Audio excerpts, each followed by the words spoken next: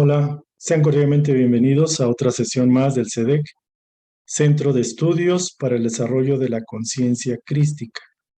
En la sesión anterior tocamos el tema de las creencias, el poder de las creencias, y nos dimos cuenta de que básicamente las creencias se han venido acumulando a lo largo del tiempo y son programas que controlan nuestra vida de manera inconsciente. Si la mente consciente no está clara de que tiene el papel de abrir o cerrar la puerta, es como permitir la entrada de un visitante. La mente consciente tiene la capacidad, debería tener la capacidad de abrir la puerta o de cerrarla, permitiendo el paso de creencias acertadas, correctas, benéficas, o cerrar la puerta a creencias que son erradas. Desafortunadamente, cuando somos niños, en el periodo más o menos de gestación hasta más o menos 7 años, tenemos una capacidad de retención muy alta y no siempre tenemos la capacidad de controlar nuestras emociones. Entonces, una creencia, como lo comentábamos anteriormente, tiene esa potencial, esa capacidad de incrustarse en nuestra alma y de establecer un patrón, un hábito de comportamiento se fue reforzado básicamente por la emoción, fue reforzado por la calificación o la aceptación que hayamos tenido de esa experiencia, haya sido positiva o negativa. Por ejemplo, cuando somos niños no tenemos esa capacidad de discernir y en ese periodo en particular es donde se graba la mayor cantidad de creencias cerradas. Vamos a tocar el tema el día de hoy. El tema es la sesión número 5 y se refiere a reprogramando tu mente. Es decir, vamos a asumir el control, el mando, el poder para transformar esas creencias cerradas, hacer un reemplazo, una sustitución de esas creencias por otras más adecuadas.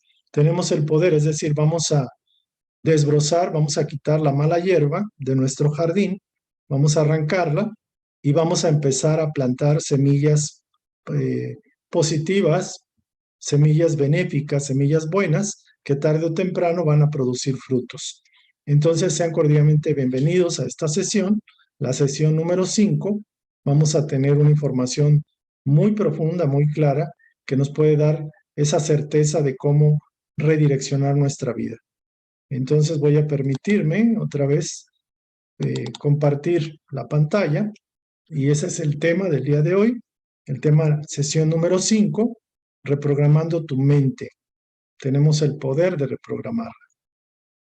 En la sesión anterior, como comentaba, hablamos de las creencias y un reforzamiento del poder de las creencias sería este.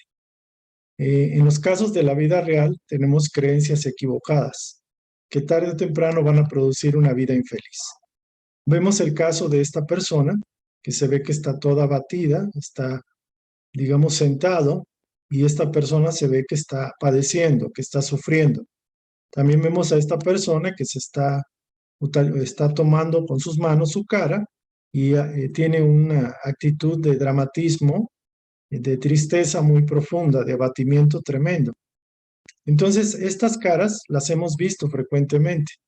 Las vemos en la calle, las vemos en la escuela, en el trabajo, en los negocios, en la familia, y más de alguna vez, más de alguna ocasión, hemos padecido nosotros experiencias similares. Y la pregunta es muy interesante. Estas personas pues no son felices, se les nota. Demuestran dolor, demuestran sufrimiento, demuestran preocupación.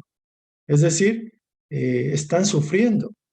Pero hay una cosa muy interesante. Esta persona pareciera que no tiene ningún problema físico. Es decir, el dolor que puede tener es un dolor emocional y mental.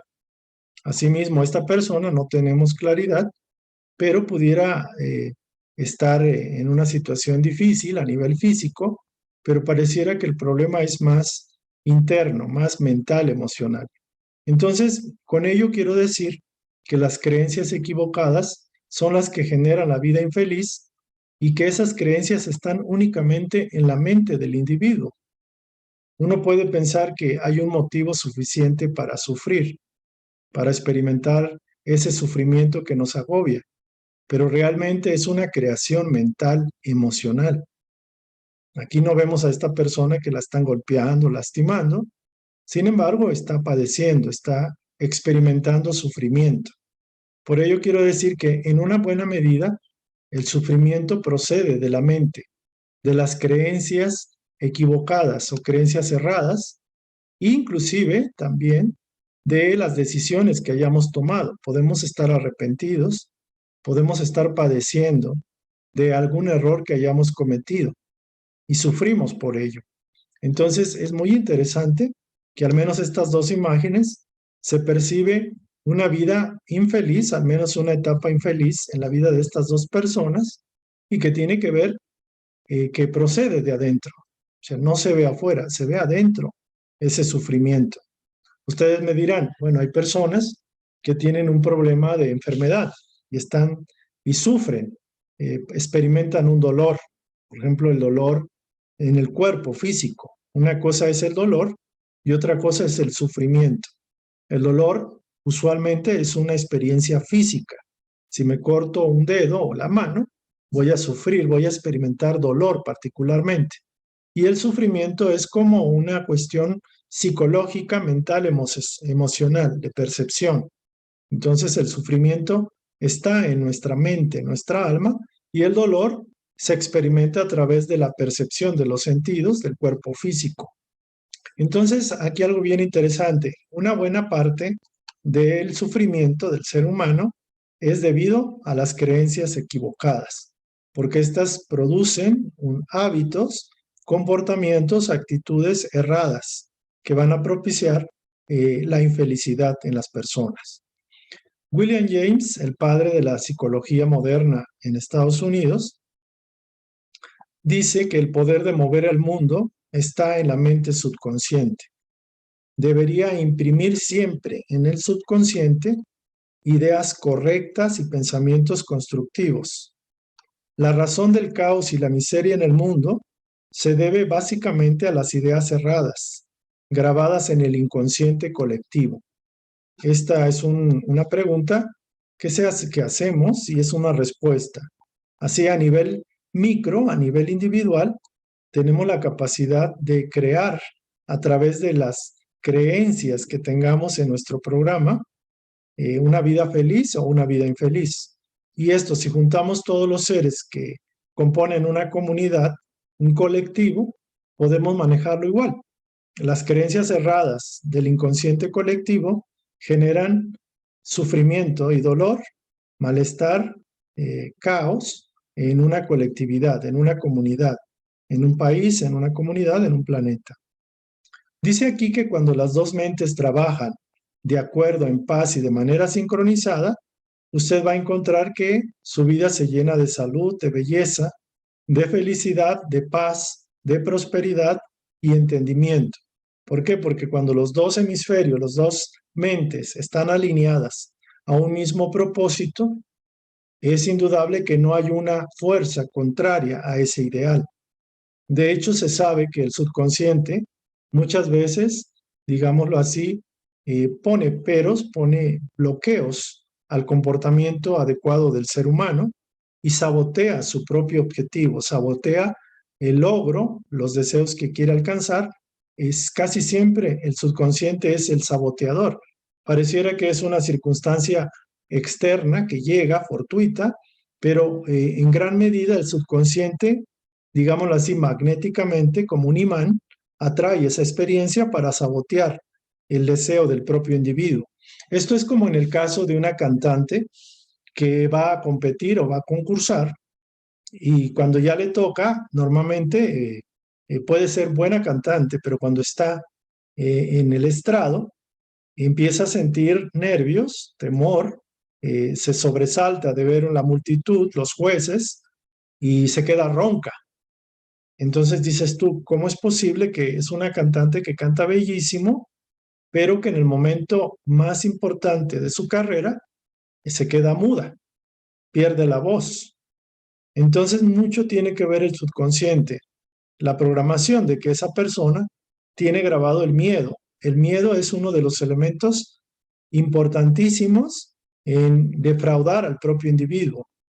El miedo limita el avance del propio individuo. Normalmente estamos acostumbrados, como dicen por ahí, más vale conocido, bueno, más vale malo por conocido que bueno por conocer. Y esto es una tendencia natural del ser humano, de estar en un ambiente cómodo, en un ambiente conocido, aunque no sea tan bueno, y le da terror, pavor, le da miedo salirse de esa isla, de esa escafandra, de ese espacio pequeño donde él se mueve, que puede ser donde trabaja, la pareja, los amigos, el entorno social, el ambiente donde se desenvuelve, y no quiere salir de ahí, no quiere experimentar, no quiere cambiar. Entonces el subconsciente, cuando está programado de esa forma, por ejemplo, en la familia, puedes tener una familia que padeció, unos padres que eran pobres, limitados, tus hermanos también fueron pobres, vivían allí, tú estás ahí, cuando ya eres adulto, quieres terminar una carrera, pero en toda tu familia nadie terminó una carrera, una profesión, entonces tú sientes, tu subconsciente siente que te estás saliendo del espacio, del núcleo familiar, de la vibración de la familia, y puede que no logres, por ejemplo, titularte, graduarte. ¿Por qué? Porque hay un saboteador interno que es como el deseo de pertenencia a la familia, y máxime que si la familia era pobre, puede tu subconsciente entender que la pobreza es la forma en que tienes de estar asociado con gente que te ama, estar en la familia. Entonces, si el subconsciente llega a la conclusión de que la pobreza es buena para estar unidos como familia, puede en el futuro sabotear tu deseo de logro profesional, de tener éxito en el dinero, por ejemplo. Entonces, es muy interesante que cuando el subconsciente establece un plan, un patrón, un comportamiento, él no entiende razones, él simplemente tiene un programa que tiene que ejecutar y tiene que cuidar tu sobrevivencia, tiene el objetivo de mantener tu integridad, así no sea lo más adecuado en cuestión de los cambios que necesites tener, los vas a botear. Entonces, cuando las dos mentes están bien alineadas, la cosa fluye de manera perfecta, de manera tranquila y equilibrada. Muy bien, vamos a comentar en estos momentos algunos casos, casos clínicos, casos reales que han sucedido respecto a cómo el subconsciente opera y cómo el consciente, por ejemplo, se manifiesta, cómo la personalidad se manifiesta, pero hay hilos internos, antiguos, pasados, que mueven tu comportamiento. Vamos a empezar con este primero. Esta persona es una persona que trabaja mucho, es un luchador, es un hombre, padre de familia, pero que nunca tiene dinero, pues casi siempre lo utiliza para pagar deudas. Además, es una persona que ayuda a la familia, ayuda a la comadre, a la tía, a la amiga, de la esposa, y se la lleva entregando dinero, repartiendo lo poco que tiene. También hace gastos innecesarios y se queda sin nada. Al final de la semana no tiene nada. Entonces, esto es lo que vemos afuera. Digamos, es la proyección, esa es la percepción que tenemos de esta persona. Curiosamente, si ahondamos en el subconsciente, vamos a encontrar una causa raíz. En este caso, esta persona cuando era niño sintió que nunca fue aceptado porque parecía que no tenía capacidades, habilidades o conocimiento suficiente. No se sentía merecedor de la riqueza, pues vivía en una familia limitada, una familia económicamente baja, pobre. Ya que necesitaba ser aceptado, el subconsciente lo piensa así: ya que necesito ser aceptado, me dejo abusar o busco cumplir la voluntad de otros con tal de recibir reconocimiento y afecto. Esa forma le funciona porque así lo ha estado manejando de manera subconsciente. Y recuerden que Carl Jung decía que hay que hacer consciente el subconsciente, porque si no, vamos a tener un fatalismo en la vida, vamos a tener como un destino o como algo que nos controla y no sabemos qué es. Pareciera que es la vida, lo fortuito, el azar, y eso no es así. Entonces, este es un caso típico de una persona que, por ejemplo, quiere satisfacer a los demás a expensas, en detrimento de sí mismo. de su propio proceso, de su propio crecimiento. Hay otro, siempre prefiero ganar una discusión.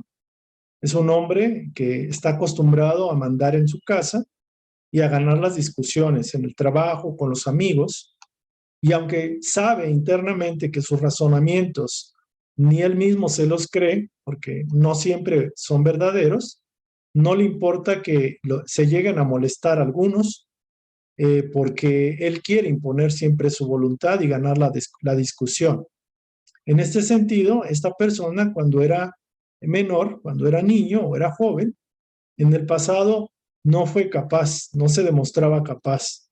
Se mostró vulnerable y fue blanco del escarnio y la burla de muchas personas, de sus compañeros de escuela.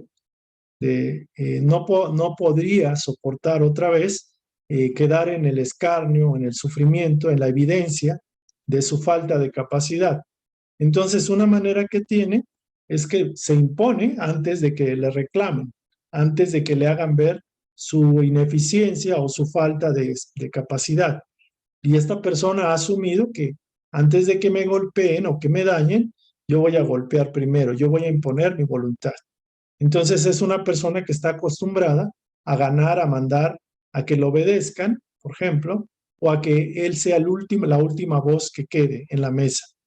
Y esa es la razón, o sea, tiene un miedo, o sea, pese a que demuestra una especie de imposición, es impositivo, es orgulloso, altanero, cree que sabe, cree que tiene el conocimiento completo, hay un temor a quedar evidenciado en su falta de experiencia, de conocimiento, de habilidad. Hay una mujer, una señora, una madre de familia, una mamá. La señora dice, estoy harta de mi vida. Mi vida está llena de penas y conflictos. Siempre estoy sufriendo porque siempre inconscientemente me he dado cuenta, apenas hace poco, que me gusta provocar el enojo en mi esposo y en mis hijos. Siento que realmente no me quieren. Entonces, curiosamente, si rastreamos su pasado, cuando ella era niña, su madre le gritaba y la golpeaba. Y era la única forma que esta niña conoció acerca del amor maternal, acerca de un acercamiento, del efecto, de un afecto hacia ella, lo que llamaríamos, lo que ella llamó amor. Entonces se entendió que el amor tenía que tener gritos y golpes, tenía que generar conflicto. Entonces ella, para propiciar ese amor en el esposo y en los hijos, repite un patrón inconsciente. Por eso genera mucho conflicto, penas, peleas, y para ella llama la atención de esa forma y es como el reconocimiento, como la aceptación, como dice por ahí, bueno, hago esto, pero recibo la atención de las personas. Entonces se sabe que el subconsciente tiene un programa en el cual recibe un estímulo, un beneficio. Lo vamos a ver más adelante. Otro caso típico es el caso de un joven al que le ponen el mismo nombre del padre. Se llama, por ejemplo, Roberto el padre, y los padres le ponen el mismo nombre a su hijo. En alguna enseñanza, digámoslo así, de psicología, se sabe que cuando alguien pone el nombre a un niño, por ejemplo, si el tío se llama, no sé, eh, Erasmo, y el tío era muy alcohólico, al ponerle el mismo nombre a uno de los niños de la familia, indirectamente hay como una intención, de manera inconsciente, de que repita el patrón del comportamiento del tío, del señor Erasmo. Y no es extraño que tenga o desarrolle los mismos defectos de carácter, o como que replica un patrón de comportamiento. Si la abuela se llamaba Berta y ahora a mi nieta o a mi hija le pongo el nombre de Berta, se da una especie de transferencia entre, digamos, generacional, transgeneracional, de que de alguna forma se proyecta ese perfil de la personalidad en el niño o en la niña. En este caso, curiosamente, cuando los padres le ponen el nombre al niño o a la niña, el nombre de la mamá, del papá o de la abuela, del abuelo, hay algo por ahí algo que se vierte hacia esa persona. Hay un sentido de posesión, por ejemplo, muy sutil. Yo quiero que mi hijo se llame como yo, que soy el padre, ¿no? Pero eso conlleva un bloqueo energético en el niño o una imposición, una marca en particular. En este caso, este muchacho que estaba estudiando la carrera se vio obligado, él quería estudiar botánica, pero el padre y la madre lo presionaron implacablemente para que se hiciera abogado, como el papá. Hubo mucha presión familiar para que el hijo cumpliera las expectativas, para que el hijo pudiera ocuparse del bufete de abogados que tenía el padre. Sin embargo, el hijo, al tener esa presión, esa carga tan fuerte de la familia, el muchacho no aguantó, colapsó, no terminó la carrera y se enfermó de esquizofrenia. Entonces se sabe que la esquizofrenia es una puerta falsa, es una forma en la cual el consciente no aguanta tanto, el subconsciente no aguanta tanto, en este caso, que hace una especie de un cambio, o sea, pierde la conciencia, pierde la razón, y esto es lo que le pasó a este muchacho. Entonces, en la creencia raíz es no aguanto, no puedo, prefiero evadir mi realidad y escapar mediante la locura. Este caso que pareciera muy impactante, que de hecho lo es curioso que, por ejemplo, una madre que perdió a su bebé o se lo robaron, puede caer en un estado, en un ataque de esquizofrenia fuerte, que al no aguantar la realidad de lo que vivió de perder, por ejemplo, a su hijo que se lo robaron, o su hija, su niño, puede caer en estados tremendamente patológicos a nivel mental y pérdida de la razón. Esto en psicología y en psiquiatría está muy bien documentado. Entonces, es interesante el poder de la creencia, de la impresión, en este caso una impresión devastadora, tremendamente fuerte, es como si se clavara completamente en el subconsciente del individuo. Y es algo muy fuerte, es algo impactante, que cambia radicalmente la vida. Lo ideal hubiera sido que los padres, pues de hecho lo ideal sería que en un futuro, en una nueva civilización, se permita que los niños cambien su nombre, cambien su vibración, de acuerdo a sus intereses y a sus deseos. Entonces alguien tiene un nombre que no le gusta y eso va a generar un conflicto en su vida, porque él tiene un nombre, por ejemplo, pero a él no le gusta su nombre. Entonces hay un conflicto entre el consciente y el subconsciente, completamente. Entonces algunos sugieren que si es posible que te llamen John en lugar de Juan, de John o Johnny, es como la vibración, digamos, amigable, es una forma, digámoslo así, donde la persona se siente bien con esa vibración de ese nombre, ¿no? Si fuera posible, hay veces que no es posible.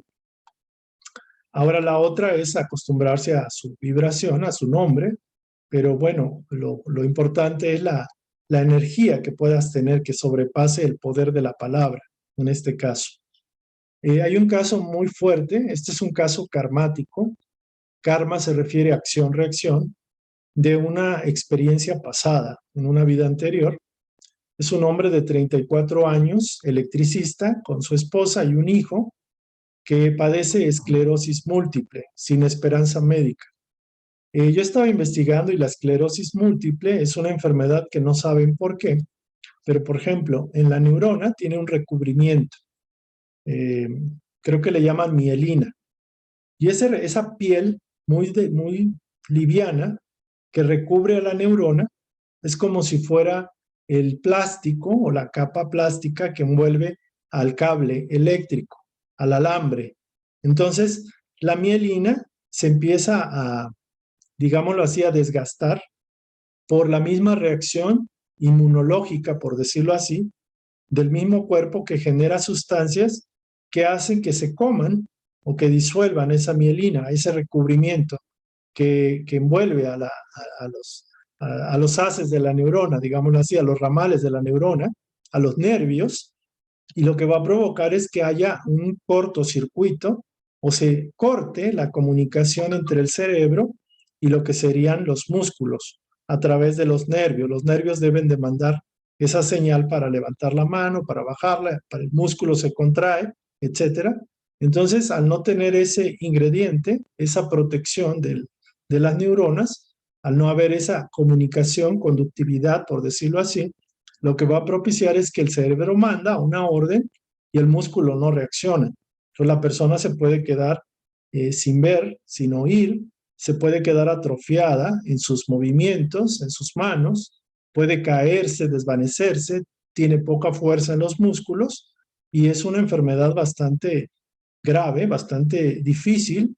En este caso, este hombre de 34 años tenía esa enfermedad y los médicos dijeron, no sabemos la causa, pero pues ahí está.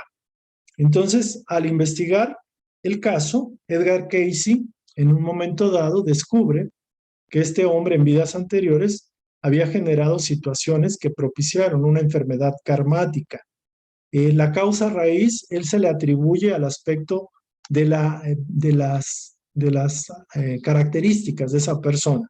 Por ejemplo, tenía mucho orgullo, sentido de autosuficiencia, odio a los demás, desprecio a las personas, malicia, quería satisfacer sus propios móviles, sus propias necesidades, era injusto, era celoso, impaciente, intolerante, egoísta en grado extremo, aún en esta encarnación.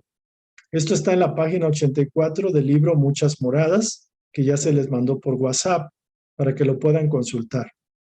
Lo curioso del caso es que este hombre, el mismo Edgar Cayce lo trató y le aconsejó una terapia física y en 4 meses el hombre recuperó mucho de su movilidad, pese a lo difícil del problema. Sin embargo, después de 4 meses volvió, recayó otra vez, recayó nuevamente en la enfermedad con síntomas más agudos. Entonces él preguntaba por qué había pasado esto. El caso fue muy interesante, es muy didáctico, porque Edgar Cayce decía, acuérdese, yo le dije que este problema es karmático y usted tendría que hacer cambios en su espíritu, en su forma de ver la vida y en su forma de proyectarse. Tendría que bajarle a los defectos de su carácter, ser más paciente, más tolerante, más amable, más compasivo, más humilde, más generoso para con los demás y prescindir de poner su atención en usted mismo. El no hacerlo iba a propiciar que la enfermedad volviera porque las causas raíces no son físicas, es una causa raíz energética que tiene que ver con los defectos de su carácter, de su espíritu.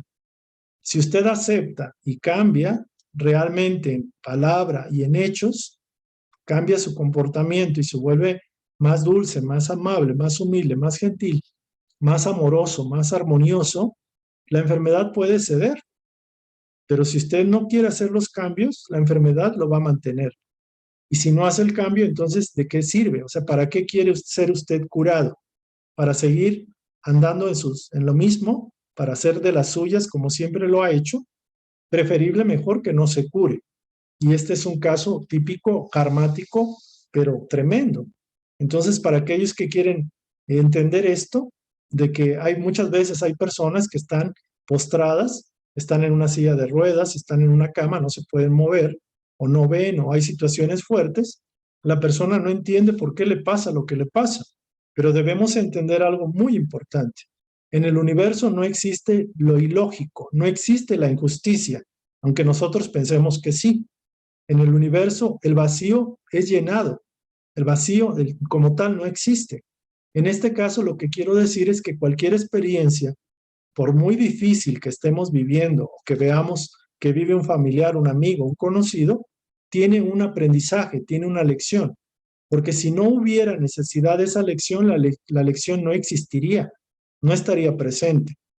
Digámoslo así, que el universo se vale de todo lo necesario para que el individuo siga aprendiendo. Entonces, cuando estamos limitados en movilidad, en capacidad de expresarnos o lo que sea, tenemos que entender de que hay ahí un aprendizaje para nosotros. Por eso se enfatiza mucho la necesidad de una resignación sana, que la mayoría de las personas no la quieren. O sea, oye, resígnate a la voluntad de Dios. Y lo vemos como si ese Dios estuviera loco, como si ese Dios nos hubiera mandado un rayo y es injusto, ¿por qué no me puedo mover? ¿Por qué perdí el dinero? ¿Por qué se fue mi esposa? ¿Por qué perdí el negocio? ¿Me salí de la casa? ¿Por qué? ¿Por qué? ¿Por qué? No es tanto el por qué, hay que preguntarse mejor, ¿para qué?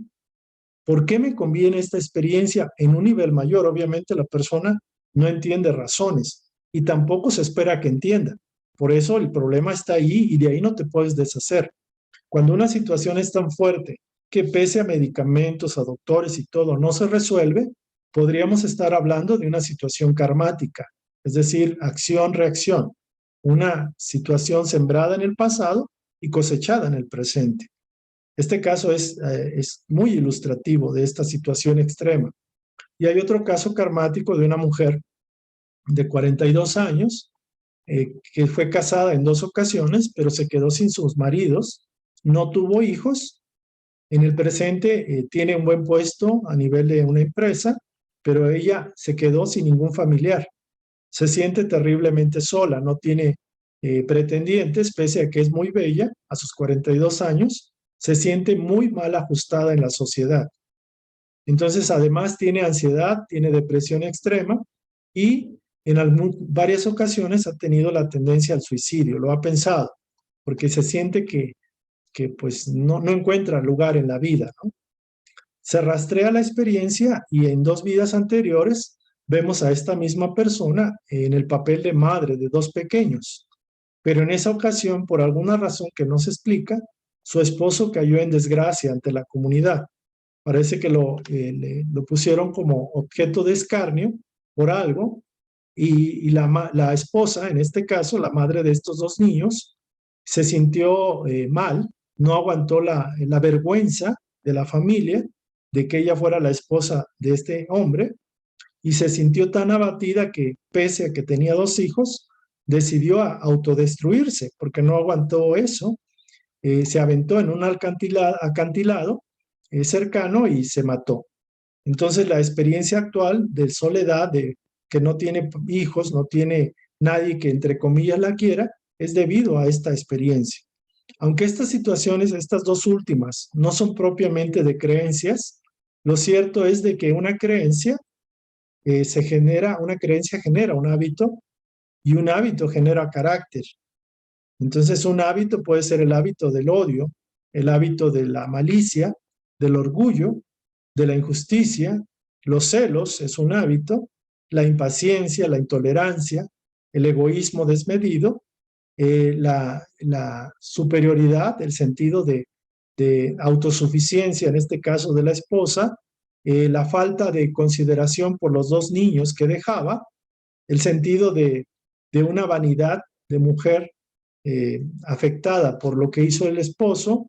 En otra ocasión, en otro momento, en otra experiencia, otra persona pudo haber reconsiderado, decir, bueno, yo soy la esposa de este hombre y aunque está atacado por la sociedad, yo me casé con él y yo estoy en las buenas y en las malas con él. Y además yo no puedo usar mi propio poder de decisión, o sea, decidir por mi vida, porque tengo 2 niños a los cuales me debo y yo soy la madre. Entonces, si hubiera pensado diferente, si hubiera tenido tendencias o hábitos diferentes, el resultado hubiera sido diferente. Obviamente, las causas generan un efecto. Ahora vamos a pasar a un tema súper interesante, el tema del alcohol, del alcoholismo, hombres y mujeres alcohólicos. ¿Ustedes conocen a alguien que sea alcohólico o alcohólica? Quizás ustedes pudieran serlo.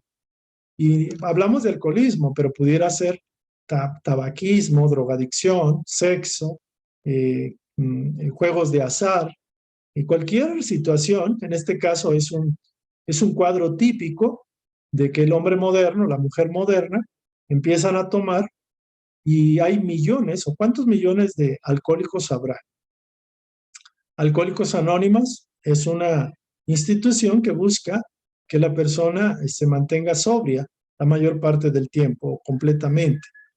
Y el alcohol es uno de los vicios más pronunciados en este planeta. Es interesante, el hombre alcohólico sin fuerzas para dejar el hábito. Hay un libro en la página 103 que habla sobre el alcoholismo Este libro se llama Cómo vivir mejor, con ayuda del autohipnotismo, que en WhatsApp les mando la referencia bibliográfica, los autores, para ver si los quieren buscar. Si lo buscan y lo encuentran, les va a parecer extraordinario esta información. Y este libro a mí me aclaró mucho el concepto. El hombre alcohólico sin fuerzas para dejar el hábito, sin la voluntad suficiente. Se le llama que el alcoholismo es una enfermedad, pero realmente es una creencia errónea. Es un hábito generado por la repetición de la creencia, de las creencias. Entonces, la creencia raíz del alcoholismo es un pensamiento negativo, destructivo, sentido de inferioridad, ineficiencia, defectos, pereza, frustración y hostilidad. Encuentra innumerables excusas para tomar, pero la única razón está en su pensamiento. ¿Cuál es el perfil típico de alguien que es alcohólico? Primero, es alguien que no reconoce que ha caído en este hábito. No acepta que es alcohólico, que se toma 1 o 2 copas al día o que es una necesidad de su cuerpo o que no puede vivir sin un trago, por ejemplo. Entonces, déjenme explicarles un poco, porque me voy a detener aquí, acerca de este hábito, de este vicio. Y en la página 103 del libro que les comenté, dice así: dicha indulgencia al alcohol puede trazarse hasta las relaciones de madre a hijo. Interesante que este problema provenga su antecedente en su relación del hombre o de la mujer, del niño, del joven o del adulto, con la madre, o sea, de la madre al hijo, a hijo. El alcohólico es una persona emocionalmente inmadura. Digo, no es que yo lo diga, ni quiero yo descalificar a nadie, pero el libro, escrito por 2 doctores, dice así: el alcohólico es una persona emocionalmente inmadura. Y aquí viene un concepto que es interesante, con un complejo de pezón. O sea, pezón es, digamos, la glándula mamaria, la mama de la madre que le da de pecho al bebé, en este caso. Se llama complejo de pezón. El niño adulto, así lo llaman, que no ha sido destetado psicológicamente, ya sea del pecho de la madre o del biberón, anhela un pacificador, es decir, alcohol, como sustituto del pezón. El alcohol viene siendo un sustituto fluido de la leche materna, simbólicamente hablando. Esto es simbólicamente. O sea, el hombre o la mujer que son alcohólicos, pues siguen, digámoslo así, buscando qué succionar, digámoslo así. El alcohol para ellos viene a simbolizar la leche materna, simbólicamente hablando. Esto parece una exageración si no conocen historias de alcohólicos. Si se conocieran sus vidas, se vería que la mayoría de ellos nunca creció y tienen una fuerte ingestión oral. Regresan a la etapa en que cuando niños querían llevarse todo a la boca. El alcohólico, cuando se ve frustrado, cuando se siente incapaz, impotente, cuando se ve frustrado, anhela regresar al periodo de amamantamiento de su vida. Chuparse el pulgar, cuando los niños se chupan el pulgar en el niño, y posteriormente su debilidad por los dulces y pastas, la goma de mascar, el fumar, comer y los excesos en el beber particularmente. Todas son sublimaciones o persistencias de ese complejo del pezón presente en todos nosotros. Entonces, es interesante esta parte. Hay otra parte que dice aquí, que complementa lo que decimos. La mayoría de estas personas son súper sensitivas y por consiguiente no están capacitadas para soportar las frustraciones de la vida. Al ser tan sensibles, obviamente se frustran con cualquier revés que la vida les provoca. Están ciegos al hecho de que son víctimas de un complejo de pezón y de ahí que sean incapaces para disciplinarse lo suficiente como para dejar la bebida. Prácticamente todos ellos sufren además un complejo de inferioridad que tratan de ahogar en el alcohol. Entonces es interesante esta parte. Bueno, aquí también comenta que otra explicación teórica para el beber en exceso es el escapismo. ¿Qué es el escapismo? También es otra causa. Hay quienes quieren escapar a todas las dolorosas realidades de la vida. Se niegan a admitir que a través de sus propios esfuerzos y su capacidad, su determinación, pueden sobreponerse con éxito a los problemas normales de la vida adulta, aunque a sus alrededor vean constantes ejemplos de otras personas que lo hacen. Es decir, ellos sienten que no tienen la capacidad, ni la fuerza, ni la determinación para sobreponerse a los reveses de la vida, aunque haya personas que sí lo puedan hacer. Es decir, se sienten ineficientes, se sienten incapaces. Son varios los métodos de escapar a la realidad. Algunos recurren a los juegos de azar. Es una forma de escapismo. En tanto que otros se dedican a los amoríos pasajeros, los picaflor, por aquí, por allá y por allá, y siempre están mal, frustrados y siguen en la misma. Otros más toman drogas y hay quienes prefieren el alcohol. El motivo subyacente, empero, es el mismo: narcotizar o mitigar el padecer mental causado por sus infortunios.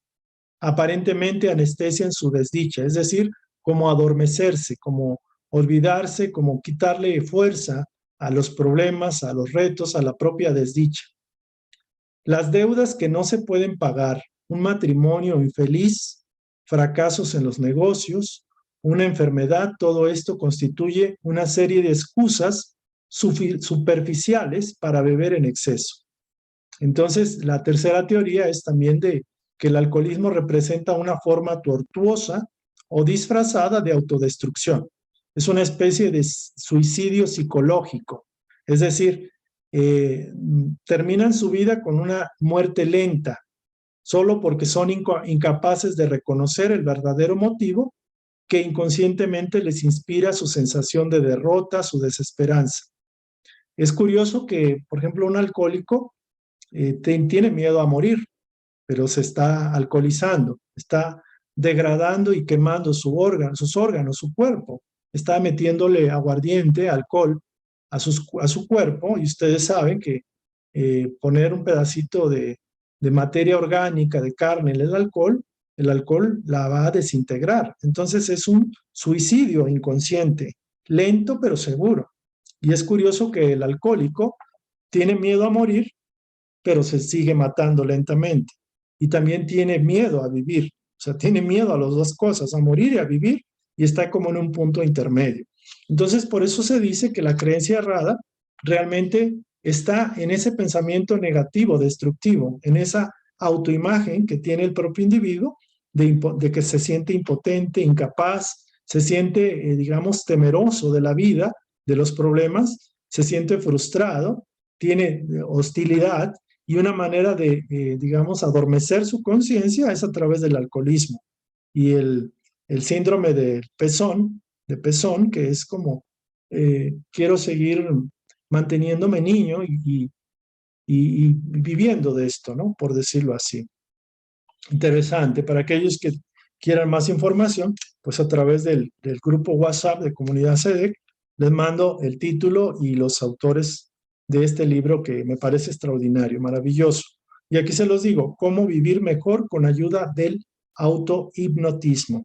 El doctor es Frank S. Caprio, el doctor Frank S. Caprio y Joseph R. Berger. Aquí lo repito: Frank S. Caprio y Joseph R. Berger. Cómo vivir mejor con ayuda del autohipnotismo. Me pareció interesante el tema.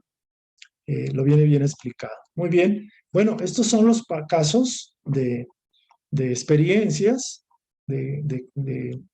derivadas de las creencias cerradas, de los defectos de carácter, de los hábitos que no hemos sabido controlar, y algunos casos como el caso del vicio, como el alcohol, que todos los vicios o los hábitos malsanos son bastante parecidos. Aquí hago una exhortación para que uno revise si se está uno suicidando inconscientemente. Pareciera que no, pero A través de los hábitos que tenemos en la vida, de las creencias cerradas, podemos estar acortando el tiempo de permanencia en este cuerpo y en esta vida física. Y en los planos espirituales se sabe que hay un suicidio inconsciente. Es un suicidio que es como la persona que se desgasta. El alcohólico es un suicida inconsciente, el que se droga, el que genera vicios o hábitos que drenan su energía, aquellos que comen de manera irregular, aquellos que se drogan de alguna forma, aquellos que no duermen lo suficiente, no respetan a su cuerpo, están proyectándose como suicidas inconscientes. Y esto es una falta muy grave. Esto es una falta tremenda. El suicidio, obviamente, es un escapismo que no va a generar ningún bien. Las personas que se quitan la vida por su propio deseo se van a dar cuenta que la vida no termina allí y que lo que para ellos quisieran fuera un escape, una salida, lo cierto es de que se van a ver envueltos en situaciones más dolorosas, de mayor sufrimiento. Entonces, también hay que investigar el tema, hay que entender y buscar respuestas a la vida y hay que saber que tenemos el poder y la capacidad de superar cualquier limitación, cualquier problema, cualquier enfermedad. Y cuando no podamos quitarnos una enfermedad o una situación fuerte, aparentemente, tenemos que aprender a ser pacientes, entender de que dentro de esa experiencia, dentro de esa situación, hay un bien encerrado. Y ustedes me dirán qué de bien puede tener tal o cual situación. La verdad que las personas que no saben no entienden que hay un bien ahí. Por eso se les invita a todos a que vayamos conociendo las verdades que están más allá de nuestra propia percepción. Vayamos entendiendo el porqué y el para qué de las cosas, de las situaciones. Entonces hay que buscar ayuda, obviamente, hay que procurar en lo posible mantener y agradecer a la vida, la conexión con Dios como lo entendamos, la conexión con algo superior o espiritual, el poder de la oración, de la meditación, la ayuda de otras personas es necesario y hay que buscar esa ayuda. Entonces sí hago una invitación para que hagamos una revisión de nuestro propio proceder respecto a los hábitos que pueden estar haciéndonos pasar como un suicida inconsciente, dañar nuestro cuerpo. El cuerpo es un instrumento para nuestra evolución y debemos de tratarlo con respeto, con valoración, con amor. Entonces, pues ahí está. Bueno, vamos a pasar a otro tema, un tema que va relacionado con el poder de cambiar tu mente, el switch on-off de la creencia. El switch o el switch es como el interruptor que activa o desactiva la creencia. Y es como cuando jalamos, en la antigüedad había estos foquitos en los cuales se le jalaba este hilito y se apagaba y se volvía a jalar, se prendía. De hecho, mi abuelita manejaba estos focos y aún en mi familia, en las casas ya viejitas de mis ancestros, pues todavía existen estos focos, creo que todavía hay, o estos sockets, ¿no? Miren, vamos a partir de un tema que es súper importante. En algunas escuelas espirituales, esotéricas, metafísicas, se habla de los tres grandes poderes que tiene el ser humano. El poder de la atención, de la visión y de la calificación. El poder de la atención ya lo habíamos tocado y esa es como la puerta que se abre o que se cierra. Es como el poder de la vista, el poder del ojo que todo lo ve. Cuando nosotros ponemos la atención en algo, en algún objeto, en alguna persona, en alguna circunstancia, normalmente nuestra energía de nuestra atención va hacia ese objeto. Y lo cierto es de que le damos realidad a nuestra experiencia. O sea, hacemos que se haga real el objeto, la persona, la circunstancia, porque nuestra atención se enfocó. Por eso no es raro que en la televisión, en el Facebook, en los medios, todo mundo busca jalar tu atención y todo mundo busca robar tu atención. Por ejemplo, cuando dicen por ahí, no lo piense más, compre esto, compre este carro, este zapato, este objeto, este es su última oportunidad, es una rebaja irresistible, no lo piense más y cómprelo ahora o llame ahora. ¿Qué es lo que están haciendo? Están jalando como si fuera ¿cómo se llama? Un gancho, como los anzuelos que utilizan para pescar, y el anzuelo puede ser de color dorado, llamativo, pero lo cierto es de que quiere engancharte. Entonces, el poder de la atención es uno de los más grandes poderes que tiene el ser humano. Donde pones tu atención, ahí estás tú. En lo que pienses, te conviertes. Y como todo es mente, entonces la atención es la puerta que abre paso a la información, porque todo es información, va a llegar a tu mente. Entonces, a través de la atención es como la ventanita que abres para que la luz entre, o la luz o cualquier otra cosa. También el poder de la atención se refiere a cuando alguien toca tu puerta. Puede ser un vendedor, puede ser una persona que es conveniente que llegue, pero también puede ser un vendedor que quiere vender sus mercancías y quiere jalar tu atención. Entonces la atención, tú le das el poder. Cuando tú bloqueas el canal, ya no hay más fuerza. Entonces, por ejemplo, en la vida tenemos, este mundo es dual. Hay cosas muy altas, muy buenas, y hay cosas tremendamente deprimentes, horribles, que te pueden llevar. Por ejemplo, alguien que cuando era joven empezó tomando alcohol para estar bien con sus compañeros o tabaco. Al principio pues no podía, no quería, pero después enfocó tanto su atención de que era como un recurso para poder entrar al círculo social y ser aceptado, que finalmente su atención la puso ahí y entró. Entonces ese es el poder de la atención, es el poder con el cual abrimos y cerramos nuestra puerta, nuestra vida. El poder de la visión o visualización es el poder de imaginar. Se dice que nada de afuera tiene creación, nada se manifiesta, nada se realiza si antes no hubo un pensador, alguien que pensó en una silla, en un iPhone, en una tablet, en una computadora, en un auto, en un sistema político, en una historia, en una novela. Todo procede de la visión o visualización. Entonces recordarán ustedes que la creencia requiere de una imagen mental, de una visión o una visualización. Entonces la creencia se conjuga la imagen mental, la visión, con el poder de la emoción, y ahí viene el poder de calificación. Entonces la calificación es el poder que le damos a las cosas o a las personas. Es que mi tía Nacha es una persona que es muy chismosa, es muy criticona, etcétera, etcétera. Ya estoy descalificando o estoy calificando a esa persona. Pero, por ejemplo, es que esta situación es así y así, o es que esto es así.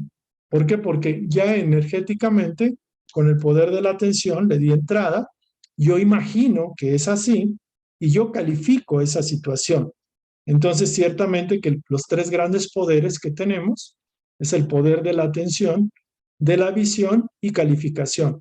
En el caso de las creencias que comentábamos acá, de los casos, si ustedes se dan cuenta, son creencias. Esta señora, por ejemplo, creía que a través de generar la discusión, de entrar en conflicto con el esposo y con los hijos, recibía atención, recibía amor o simple una respuesta, ¿no? O sea, ponían su atención en la persona y ella, esa situación de que tenía que generar discusión y conflicto, ella calificó eso que era necesario para atraer la atención, el amor, el afecto de sus seres queridos. Entonces, el poder de la atención, visión y calificación es tremendo. Pudiéramos decir que como es el poder mental, aquí se encierra el poder mental en estos tres pilares o elementos. Muy bien. ¿Quién está detrás del proceso de pensar? Miren, todos nosotros somos espíritus, somos inteligencias, somos conciencias, pero todos nosotros estamos jalando parte del cuerpo mental, del todo, de la mente colectiva, de la mente universal. Entonces nos apropiamos de una parte de esa mente y con esa parte, digámoslo así, con ese campo mental, nosotros pensamos. Pero ¿quién está detrás del proceso de pensar? Por ejemplo, tú piensas y tú dices, bueno, es que tengo un narrador interno, tengo una voz, yo pienso, yo reflexiono, yo razono, pero atrás del proceso de pensar está el pensador. ¿Y el pensador quién es? El pensador soy yo mismo. Pero ¿quién eres tú? ¿Dónde está el personaje que piensa? ¿Está en la cabeza? ¿Está en la oreja? ¿Está en el ojo? ¿Dónde estoy yo? digamos. Entonces yo me precio de que estoy en este cuerpo, pero ¿dónde está ese controlador? ¿Dónde está el que realmente piensa lo que tú estás pensando, válgase? Entonces, aquí lo interesante es de que el pensador, realmente el acto de pensar lo ejecuta la conciencia, el espíritu, y es algo intangible. Y que el pensamiento que usamos no es nuestro. O sea, estamos dentro digamos, de una mente maestra, una mente infinita, cósmica, y nosotros jalamos parte de ese embudo, somos como un embudo, como lo vimos en la imagen de las estrellas, del pico de la estrella, y nosotros utilizamos parte de esa materia mental para pensar. También es importante reflexionar de que tenemos un narrador interno que constantemente nos está narrando la misma historia. Desde que nos levantamos hasta que antes de dormir, de que entramos a dormir, tenemos a ese narrador todo el tiempo hablando, un mitote, un argumento, una forma de pensar. El narrador te dice, ya me voy a levantar, voy a desayunar esto, voy a hacer esto, tengo que hablar con esto. Y el narrador interno refuerza tu creencia, refuerza tus hábitos, refuerza tu planteamiento de la vida y de ti mismo. El narrador interno realmente tú no te das cuenta, pero es como un narrador automático, es como una grabadora que está constantemente proyectando pensamientos, ideas, argumentos, conceptos y formas de percibir la realidad. Ese narrador interno es la personalidad, es el ego, es el conjunto de creencias subconscientes y es una voz que siempre va a narrar la misma historia, tu propia historia, la historia de siempre. Pero es curioso que ese narrador no le gustan los cambios. Ese narrador va a seguir en la misma. Entonces, por ejemplo, alguien que nació en la provincia, que se dedica a cultivar, puede ser un niño, un adolescente y un adulto, y la narración es la misma, los animales, la tierra, la lluvia, la sequía, y el mundo, la isla, la escafandra, es individual, es limitada. Y ese narrador va a seguir dándote de lo mismo, va a seguir enriqueciendo con las mismas palabras, con los mismos argumentos, las mismas creencias y los mismos hábitos. Y no te va a dejar escapar de ahí. ¿Por qué? Porque tu mente, tú mismo estás al pendiente de tu narración interna, del mitote interno. El mitote es como el argumento, lo que constantemente estamos escuchando. Y bueno, tú refuerzas a ese narrador interno porque lo que piensas, lo que escuchas, obviamente lo proyectas a través de las palabras y con tus actos. Y eso tiene un carácter también emocional. Entonces, de ahí nos salimos. Es como la ardilla que se mete en la jaula y le da vueltas y vueltas y vueltas, se vuelve a dormir y al levantarse otra vez la metes en la jaula y la propia ardilla está moviendo su propia jaula circular. Entonces, es curioso que eso lo tenemos que interpretar y decir, a ver, ¿quién está pensando a través de mí? Ahora, ¿esa creencia es verdadera o es falsa? El narrador lo que me está diciendo, y estoy totalmente de acuerdo, casi siempre nadie ni siquiera se cuestiona, porque piensa que él es él mismo, el que está narrando, el que está escuchando y el que está repitiendo. Lo cierto es que no es así. Uno tiene que tener la capacidad de cuestionar al propio narrador, cuestionar las propias programaciones, en qué loop, en qué círculo me he caído. Es un círculo que no termina, no salgo de ahí. Entonces es como una grabación, como el disco rayado de antaño, que son los discos esos de vinil, de plástico, donde se rayaba y repetía, repetía, repetía lo mismo. Entonces, la única manera de poder salir de este loop, de este círculo vicioso, es básicamente tener una comprensión mayor, es una conciencia más amplia, más vasta. Y esto tiene que ser a través del cambio, a través del análisis, de la reflexión, de la meditación y de proponerse un cambio en las rutinas, en los paradigmas, en la forma de creer, de pensar y de sentir. Eso no es fácil, porque la mayoría se condiciona. Es como el ejemplo del elefante que ya grandote le ponen un lacito, lo amarran a una silla y el elefante no hace el esfuerzo por cambiar. Por ejemplo, un animal que ha vivido toda su vida en el zoológico, encerrado, va a cambiar su comportamiento primitivo de un animal salvaje por un comportamiento de un animal dopado, limitado, esclavizado. Entonces, eso es así. Es como el ejemplo del águila, que nace un águila en un corral, y le meten el huevo junto con los huevos de la misma gallina, y el águila se comporta como un gallo, como una gallina, cuando tiene alas para poderse elevar. Pero si fue condicionada así, pues puede ser que no alcance a abrir las alas y a despegar. Entonces es importante uno definirse qué es uno, qué quiere ser uno, cuál es el ideal del comportamiento y del ser de uno. Eso sería importante pensar. Entonces, en este proceso de identificación, hay que empezar por cazar las creencias, hay que identificar un hecho, un hábito o una costumbre que tras bambalinas se evidencie como una creencia equivocada. Es decir, tenemos un hábito, un comportamiento, una costumbre, pero que sin embargo podemos detectar, porque atrás de eso que pareciera normal, hay una creencia equivocada. Por ejemplo, el alcoholismo. Es un hábito, una creencia que puede uno decir que es algo necesario y que no tiene mayor problema, pero atrás de eso hay una evidencia de que es una creencia equivocada. Analizar el evento repetitivo. ¿Cuál es el origen? ¿De dónde procede esta situación? ¿Cuándo fue la primera vez que me eché mi trago de alcohol? Por ejemplo. ¿Por qué lo acepté?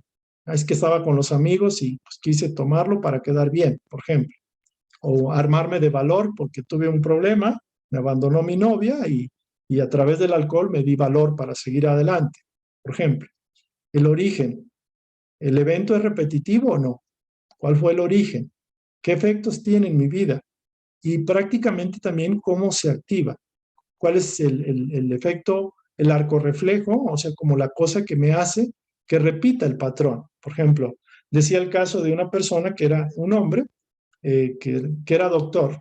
Su esposa, que cuando se peleaba, el hombre se iba a la pastelería y se compraba un pastelote y una malteada. Entonces compraba inclusive una barra de chocolate y era lo último que se chutaba, se echaba, ¿no? Se comía. Entonces, interesante, que él se activaba cuando estaba en pleito con la esposa o cuando la esposa no quería tener sexo con él o lo que fuera, y se activaba el impulso de saturarse de dulces, por ejemplo. Rastrear la posible causa en la niñez, también con los familiares o inclusive más atrás. ¿Cómo podría ser más atrás? Pues a través de la meditación, a través del autohipnotismo, que no tiene efectos mayores, que es una simple relajación y una profundizar su propio interno, eso ya lo explicaremos posteriormente, y también a través de la meditación, de los sueños. Cuando uno se enfoca adecuadamente, el subconsciente manda la información porque también se quiere curar. Entonces, hay que rastrear la causa raíz y uno se da uno cuenta de que la información llega. Cuando uno pone el punto en la I adecuadamente, la información empieza a surgir. Comprender que el lenguaje del subconsciente es muy diferente al consciente. Esto ya lo entendimos. El subconsciente no es que piense, sino que reacciona automáticamente bajo un programa, bajo un esquema. Entonces es diferente. El consciente piensa una cosa, el subconsciente concibe otra cosa, tiene una forma diferente de percibir la realidad. El primero, lo que es el subconsciente, no entiende razones, no tiene sentido de lo que es justo y lo que es injusto, lo que es bueno, lo que es malo, lo que es lógico o que tiene sentido común o no lo tiene. También el subconsciente aquí puede uno recibir una creencia que es errada y el subconsciente la toma como verdadera. Ya hablaríamos de la sugestión o autosugestión en algún momento. Pero los dos lenguajes, las dos formas de interpretar y de comunicarse son diferentes, el consciente y el subconsciente. Algunas veces hay elementos como la palabra, las afirmaciones, pero las afirmaciones deben de tener el mismo sentido, por ejemplo, para el consciente y para el subconsciente. Por ejemplo, digo yo soy merecedor de la bondad, de la riqueza. Yo merezco amar y ser amado. Si mi subconsciente no lo acepta, aunque yo diga esas frases, va a haber choque. Pero si yo lo empiezo a inducir a que lo acepte, puedo sustituir creencias cerradas por ello. Entonces, las afirmaciones tienen poder cuando hay una imaginación, cuando hay una intención, cuando hay una emoción de por medio, cuando tiene un sentido emocional la palabra. Entonces, siempre en una creencia errónea existe un satisfactor, es decir, existe un premio que reconoce el subconsciente, le llaman el beneficio oculto. Entonces, ustedes pueden decir, bueno, es que me estoy lastimando, este hábito, esta creencia, este comportamiento me hace daño, pero no lo dejo, no lo puedo dejar. Es como una barrera que me impide dar el cambio, dejarlo.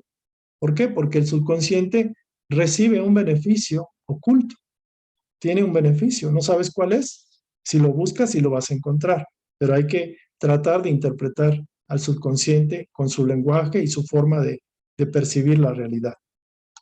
Entonces, cuando nosotros buscamos la causa raíz, el detalle es que podemos encontrar la respuesta de manera intelectual y no hacer nada. Es decir, estamos como en un círculo y realmente estamos siguiendo nuestras propias huellas y repetimos el ciclo, el patrón. Esto es como cuando alguien no puede cambiar. O alguien dice, no, es que yo no puedo cambiar. Este hábito no me lo puedo quitar. O no puedo lograr mis deseos. O empiezo y me frustro porque no se me dan las cosas. Entonces estamos en un círculo, en un loop, en un callejón sin salida, repitiendo un mismo patrón. Obviamente hay que preguntarse y hay que indagar, pero una vez de que encuentras la causa origen, la causa raíz que está en ti mismo, lo importante es tener la fuerza, la convicción de querer cambiar, de cambiar realmente. Y entonces ya entraríamos en una esfera, en una espiral ascendente y no en un círculo cerrado. Entonces, para ello hay que establecer un plan desde arriba. ¿Y por qué lo llamas desde arriba? Porque realmente una persona que no busca una ayuda superior, que no se ancla en algo mayor a sus fuerzas, difícilmente va a poder salir del atolladero y va a estar nada más dando vueltas. Y a esto se refiere que un plan desde arriba es de lo alto, es decir, tú tienes que buscar una fe mayor a tu propia capacidad, en algo superior, ya sea Dios, sea Jesús, sea Buda, sea Krishna, sea Moisés, o sea la naturaleza, el universo, lo que ustedes quieran, pero debe uno partir desde el que tiene uno el apoyo de algo superior, algo mayor que uno, que sus fuerzas. Entonces, el plan desde arriba conlleva los siguientes pasos. Una vez detectada la creencia errónea, equivocada, voy a elaborar un plan para ir reduciendo y en lo posible eliminando la creencia raíz a través de la sustitución. Es decir, voy a empezar a hacer un espacio, a bajarle el poder a mi creencia, a mi hábito, y voy a dar un pequeño vacío, un pequeño espacio que lo voy a llenar con agua más pura, por ejemplo, por decirlo así. Importante es el hecho de contar con ese deseo de cambio. ¿Por qué? Porque si no hay deseo de cambio, nada más le estoy dando vueltas y no hay una voluntad que me lleve al ascenso.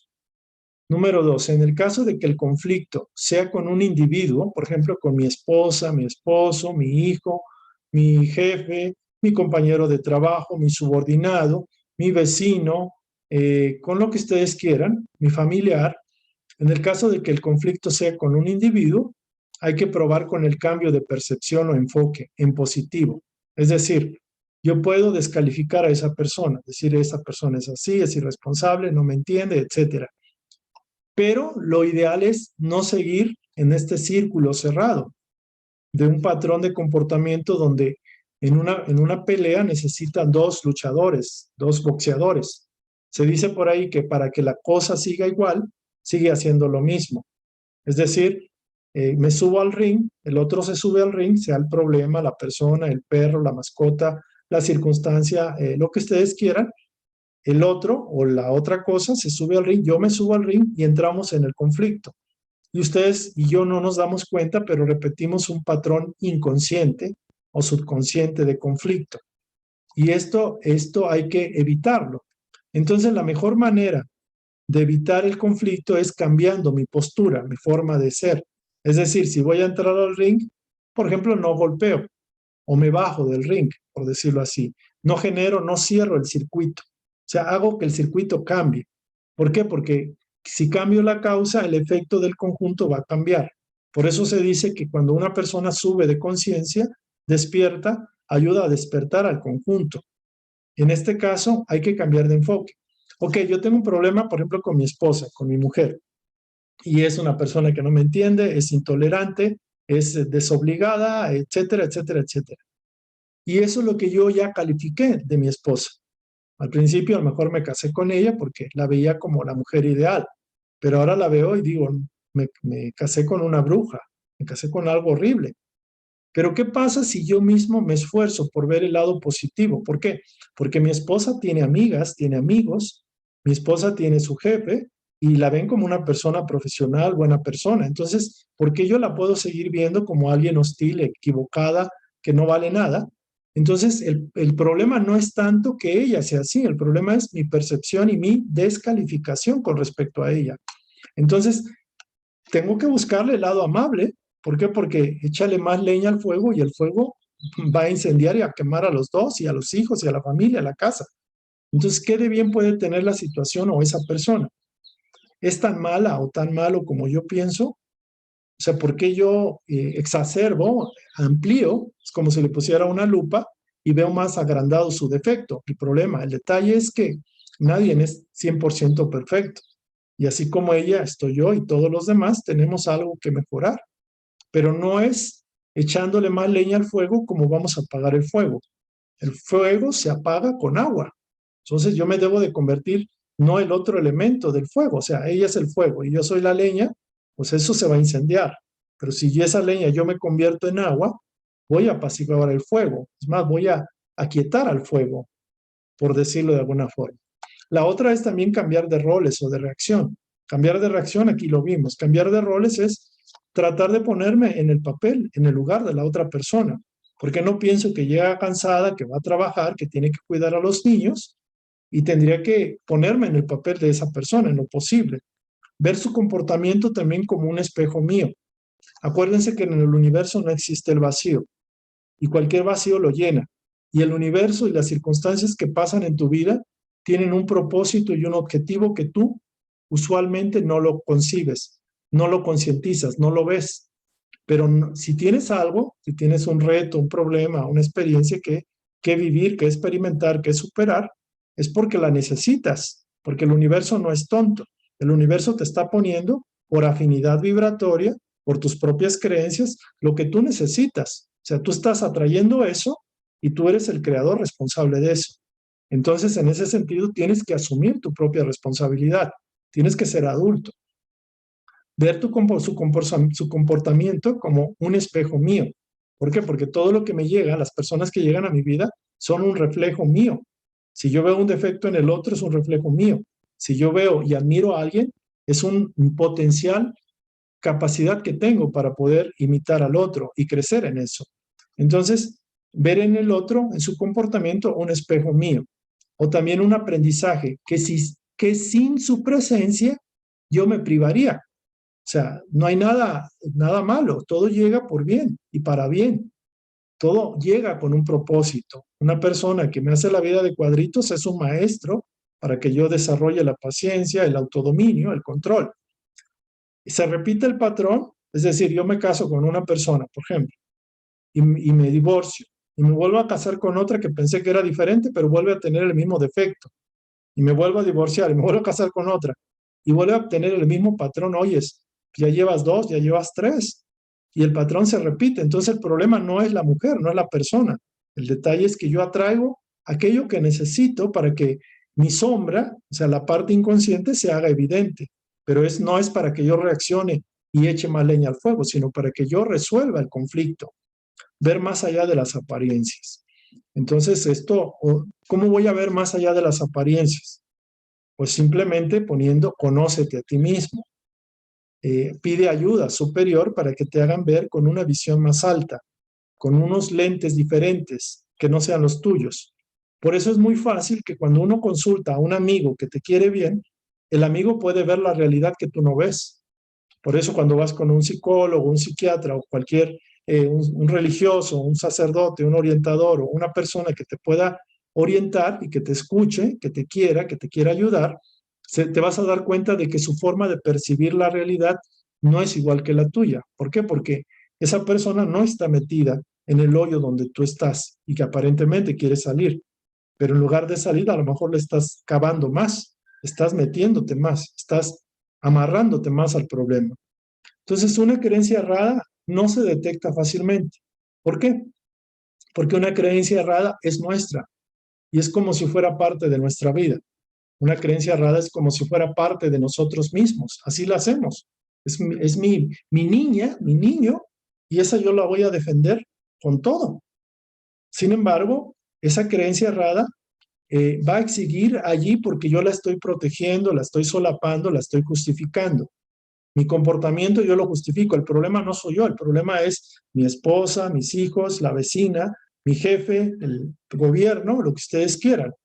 Pero justifica tus limitaciones y las vas a seguir teniendo. O sea, si sigo justificando mis limitaciones, mis defectos, mis creencias erradas, las voy a seguir teniendo. No me las voy a poder quitar. Entonces, por eso es tan importante el hombre, conócete a ti mismo. Muchas veces, cuando se va acumulando esa energía que está mal calificada, se va a hacer evidente porque nos va a dar un santo golpe que no nos la vamos a acabar. O sea, va a llegar de una manera drástica, como un golpe, como una situación muy fuerte. Puede ser una pérdida financiera, me corrieron del trabajo, me abandonó mi mujer, un accidente, una enfermedad, un conflicto grave, una pérdida tremenda. Entonces, hay veces se hace así, las creencias erradas tienen su efecto, pero luego se van acumulando y llega un momento que si el defecto se hace muy grande, se hace evidente, eh, va a tener un efecto, va a tener una consecuencia.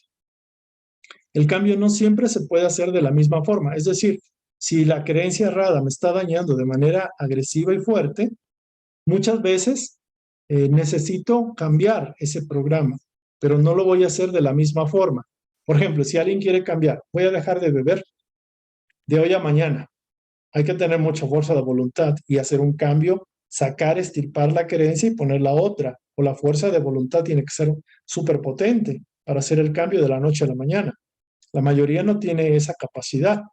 Habrá gente que sí la tenga, pero son gente que está tiene mucha capacidad, mucha voluntad, mucho carácter, mucha fuerza de voluntad.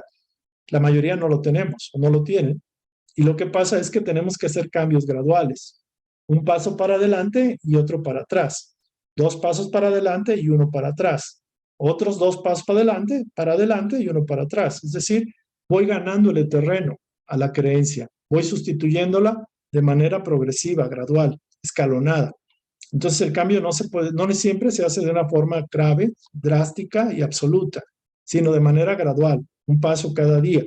Voy empezando en lo pequeño y voy ganándole y me voy empoderando y me voy dando más fuerza, usando la ley de la sustitución y reforzando mediante afirmaciones o decretos y la visualización. Hay que empezar a hacer la reprogramación, le voy ganando partidas a mi subconsciente de manera sin entrar en conflicto con la situación. O sea, no lo voy a mandar a otro lado, a mi subconsciente, decir es que eres de lo peor, cómo se te ocurrió, y entrar en un pleito que nunca voy a ganar porque mi subconsciente no va a entender nada. Va a decir, bueno, tú sigue hablando, pero yo a lo que tengo, a lo que soy, ¿no? Entonces la sustitución se da haciendo pequeños cambios en los hábitos, en los comportamientos. Oye, me duermo, me despierto hasta las 10 de la mañana.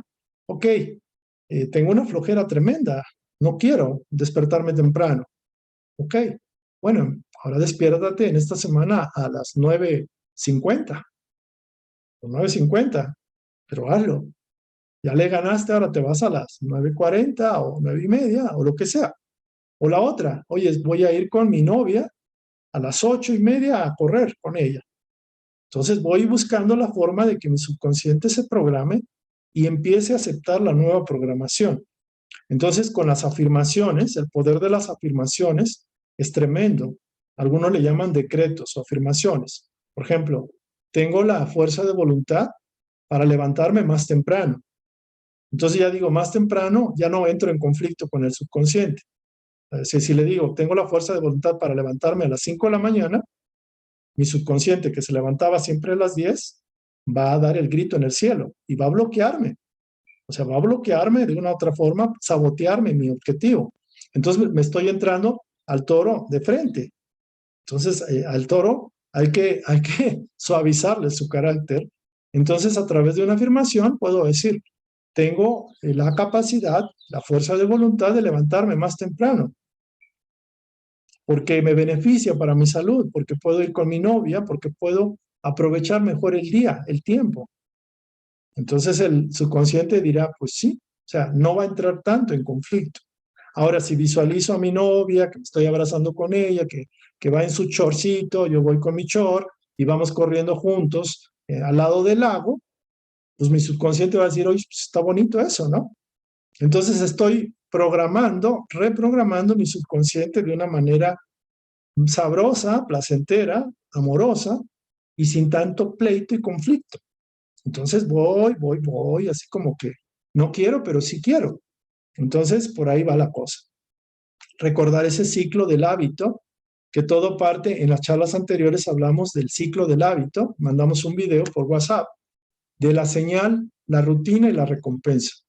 La señal es como lo que nos impulsa a tomar acción, la acción o el hábito o el movimiento físico es la rutina y la recompensa es el beneficio. Por ejemplo, toca el celular, hace el bip, bip, que me señala, es una señal. Yo inmediatamente tomo el celular y como hizo bip, bip, mi celular, yo lo voy a oprimir, abrir, para satisfacer la curiosidad de saber quién me habló o qué es el mensaje que me llegó o de quién es. Entonces, este hábito de tomar el celular cada vez que suena es un hábito que ya queda grabado en la inmensa mayoría. Entonces, es una señal, suena, la rutina es coger el celular, abrir el WhatsApp o el Face o lo que sea, y la recompensa es satisfacer mi curiosidad y mi necesidad de saber qué me dijeron y quién me dijo. Pero recuerden que este patrón puedo cambiarlo por la rutina. Por ejemplo, la señal, suena el celular. La rutina es, sigo trabajando. Voy a ver mi celular, no sé, 3 veces al día. Y voy a aguantarme la recompensa de ver quién me escribió. Normalmente son anuncios publicitarios. Entonces es una forma de programar. O decirle, ¿saben qué? Si me van lo que es así como importante, mándenmelo por correo, por ejemplo. Entonces vamos controlando los hábitos y cambiando la rutina, que es lo que podemos cambiar. El impulso, o sea, la señal, no la cambiamos, porque el celular, a menos de que lo apaguemos o lo tiremos a la basura al celular, no va a haber ninguna señal del celular. Pero hay una necesidad, entre comillas, de estar informado, de estar conectado en el Facebook, en el Twitter, en donde sea, ¿no? Entonces, lo que se puede y se debe cambiar es la rutina. Existe en el subconsciente un programa de sobrevivencia. El programa de sobrevivencia es que no muevas nada, no cambies nada, o sea, quédate quietecito, no le muevas, no le busques, todo está como debe de estar, sea bueno o sea malo, es lo mejor que nos puede pasar, el no cambio, la inercia del no cambio. Es decir, el cuerpo va a buscar la forma de no esforzarse de más, el subconsciente va a buscar la forma de ahorrar energía y de cumplir el patrón de comportamiento.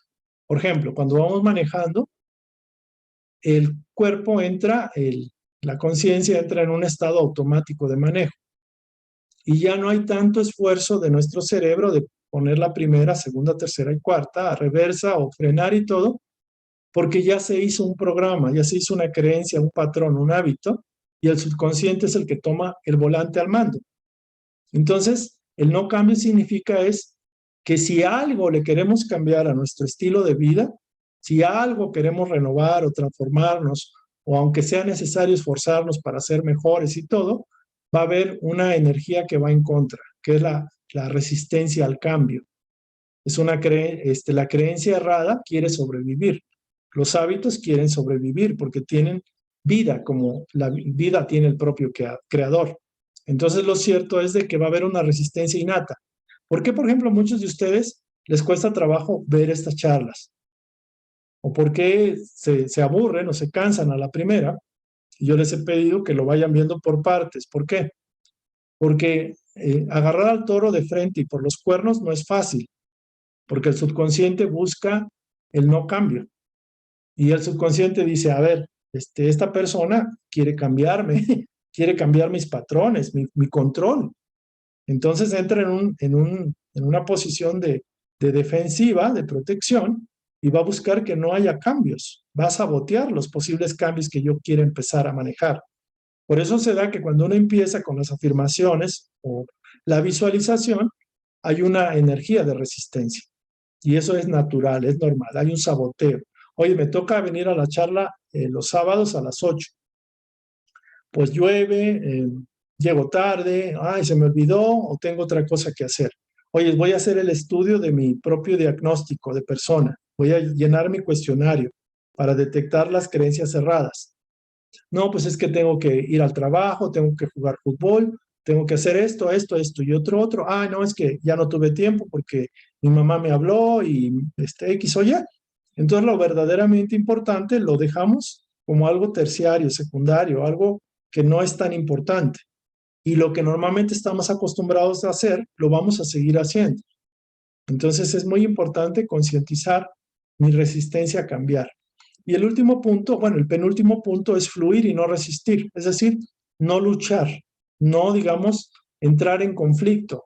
Hay que hacer el esfuerzo, hay que hacer un compromiso, hay que ir ganándole terreno a que la voluntad se ejecute. Pero el fluir y no resistir es que cuando tenemos un conflicto con una creencia errada, por ejemplo, o un hábito, lo peor que podemos hacer es maldecir a la vida, al hábito, luchar contra él como si fuera nuestro enemigo. Recordar que el hábito, la creencia, nosotros mismos la establecimos, es nuestra hija, nuestro hijo. Entonces lo mejor que podemos hacer es irlos convenciendo de que vayan a ser hijos de otros. Es un ejemplo, ¿no? Soltar el objeto del conflicto con amor y gratitud. Es decir, como dicen por ahí, hay que bendecir el bien aún en una de las peores circunstancias o situaciones. Tengo mi exmujer, no nos podemos ver ni en pintura. Ok, voy a hacer un cambio. Bendigo la experiencia que esta persona me propició. Perdono lo que tenga que perdonar, yo la perdono y le pido perdón y seguimos adelante, que le vaya muy bien, que se encuentre un hombre mejor que yo. Órale. Entonces, eso es soltar la resistencia y el conflicto y envolverla en amor y en gratitud, bendecirla y que le vaya muy bien. Entonces, alguien me decía por ahí, yo tengo un marido que me hizo la vida imposible, es una señora. Y como supo lo de la reencarnación y esto, dijo, bueno, deseo nunca más volverlo a ver en mis próximas vidas. Si para eso tengo que tratarlo bien en el último año, los últimos años de su vida, me voy a esforzar, pero para nunca más volverlo a ver. Digo, no es la mejor forma. De hecho, no es correcto así. Lo cierto es que hay que fingir y simular de que realmente estamos de acuerdo y que estamos haciendo las paces. Porque el universo, una vez que empezamos como a simular o a fingir que eso es lo que estamos haciendo, al hacerlo rutina se vuelve un hábito.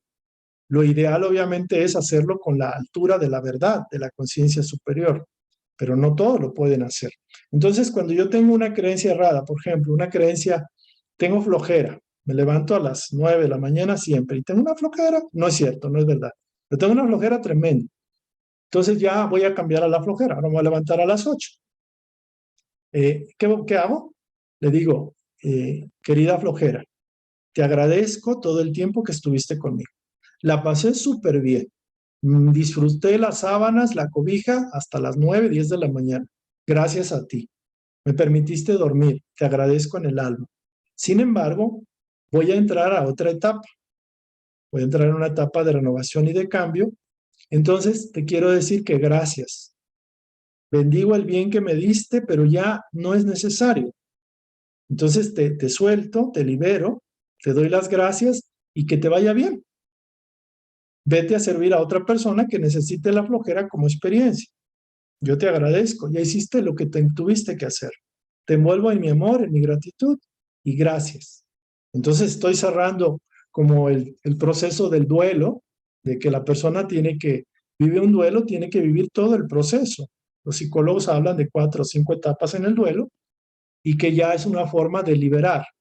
Y de hecho, a esto se refiere con el fluir y no resistir. ¿Por qué? Porque es como el agua. El agua va, choca con la pared, se filtra en el barro de esa pared o en ese material, o bien con la gotita va perforando el material que lo bloquea, con la misma agua se va suavizando, se va dulcificando. El agua es un elemento que fluye y que no se resiste, o sea, no choca, no es combativo. El agua en su naturaleza normal, pues es una que fluye y que va bendiciendo y regando a todos los terrenos y llevándoles el líquido vital. Entonces, el agua es un elemento que hay que aprender a emular, a imitar, ¿no? Si el subconsciente no se reprograma adecuadamente, el problema va a volver, puede persistir. ¿Por qué? Porque el subconsciente hay que irlo vaciando y irlo sustituyendo por creencias verdaderas, creencias útiles. Entonces los resultados pueden tardar o no se dan del todo, solo hasta que el consciente y el subconsciente estén alineados en un mismo propósito, es decir, se hayan puesto de acuerdo, estén en paz, estén en armonía, en una buena relación. Entonces, en este ejemplo de la báscula o la balanza, le metemos presión de manera forzada y estamos quizás volviendo al equilibrio, pero a un exceso. O sea, estábamos en un extremo y ahora nos vamos al otro. La balanza debe irse ajustando de manera gradual. Para eso está una balanza. O sea, una pesa, que es el ideal, es como la pesa estándar, que es un kilo, por ejemplo, la pesita tiene el peso de 1 kilo, entonces yo le voy poniendo, no sé, fruta, y cuando la balanza está en medio, significa que alcancé el equilibrio, pero fue poniéndole una semilla, una fruta, otra, hasta que se logra el balance perfecto. Entonces no hay necesidad de forzar la situación. Nos la podemos llevar suave, de manera gradual, y vamos avanzando. Y luego llegará el momento en que la armonía, el equilibrio, la alineación de propósitos en el subconsciente y el consciente está. Pero para ello necesitamos las afirmaciones, la visualización, y visualizar es imaginar. Pero si podemos imaginar la situación con emoción o viviendo la experiencia de nuestro ser como si así fuera, el proceso se va a acelerar tremendamente. En el futuro vamos a comentar en otras sesiones acerca de la metodología de la autohipnosis, que yo le llamaría autosugestión, pero para eso hay que entender qué es la sugestión.